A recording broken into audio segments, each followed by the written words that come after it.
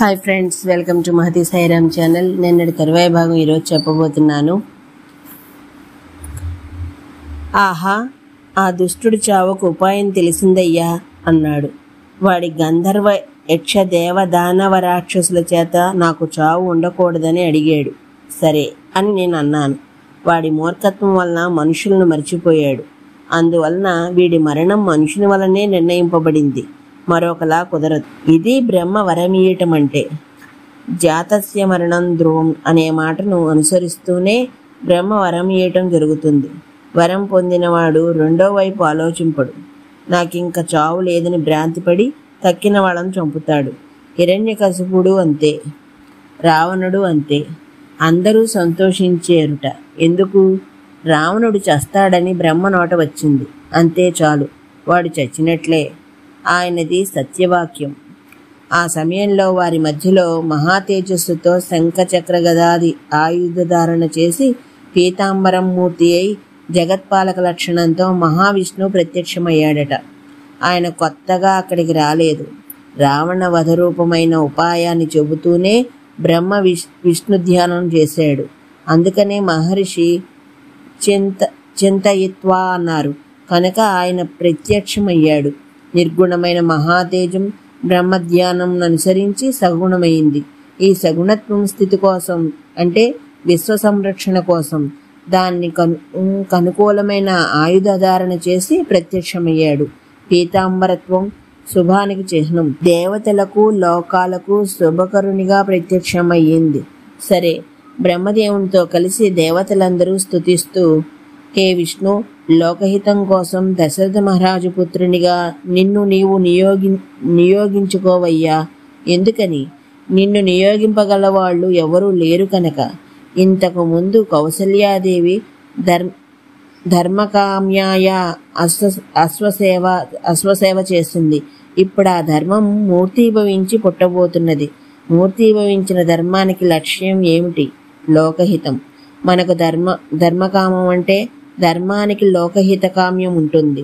ధర్మో రక్షితి రక్షిత అంటే ఇదే కదా. కనుక హితకామంతో నీవు జన్మింపవయ్యా. నీ జన్మకు స్థానంగా దశరథుడు యోగ్యుడు, ధర్మజ్ఞుడు, ఋషి తేజస్సుతో ఉన్నాడు.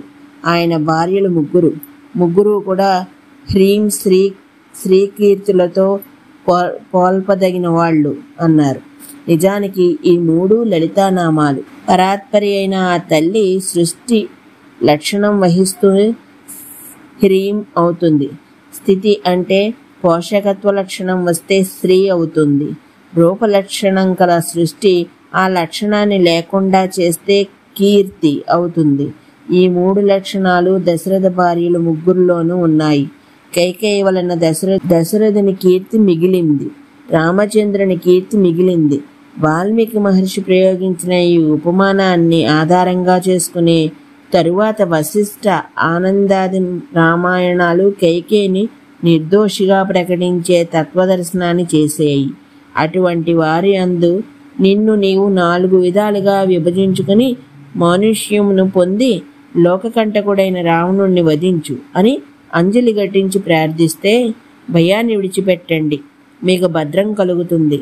రావణుణ్ణి ఒక్కడిని కాదు, వానితో పాటు పుత్ర పౌత్ర అమాత్యమిత్ర జ్ఞాతి బంధువులందరినీ నాశనం చేస్తాను. వారిని చంపటమే కాదు, భూలోకంలో 11,000 సంవత్సరాలు మనిషిగా జీవిస్తాను. అది విషయం. ఏమిటది? భూమిలో మనుష్య ధర్మాన్ని రావణుడంతగా నాశనం చేశాడు.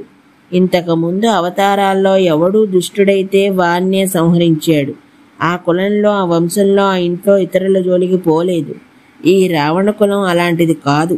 వీని మంత్రులు ఇతనంతటి వాళ్ళు, వీని మంత్రులు ఇతనంతటి వాళ్ళు, వీని మిత్రులు ఇతనంతటి వాళ్ళు, వీని బంధువులు ఇతనంతటి వాళ్ళు, వీని పుత్రులు ఈ తండ్రంతటి వాళ్ళు, వీని మనుమలు ఈ తాతాదండ్రులంతటి వాళ్ళు. వీరందరినీ చంపితే కాని ఈ భూమి యందు మానవత్వం నిలబడదు. చంపినంత మాత్రాన నిలబడదు. మరి చంపి మానవత్వం అడిగంటిపోతున్నది గనుక మళ్ళీ దాన్ని ఉద్ధరించి మనిషి అంటే ఇలా ఉండాలి, మానవునిగా ఇలా జీవించాలి అని చెప్పడానికి చాలా కాలం పడుతుంది. అంతకాలం తాను మనిషిగా భూమి మీద ఉండాలి, అందుకని ఉంటానన్నాడు. అయితే మానవత్వం పూర్తిగా నశించిపోలేదు, పోయే పరిస్థితి మాత్రం ఏర్పడబోతున్నది. కనుకనే విభీషణుడు వంటి వాడున్నాడు ఉద్ధరించడానికి. అతను ఆసరా, అతని వలననే లంకలో మళ్ళీ ఆనాడు మానవత్వం నిలిచింది. ఈ విధంగా దేవతలకు వరాలిచ్చి వెంటనే తన జన్మభూమి మనుషు దేహమని భావన చేసాడట. ఈ రోజుకి ఎక్కడ తాపుతున్నాను, మీతో రేపు చెప్తాను. అంతవరకు ధన్యవాదాలు.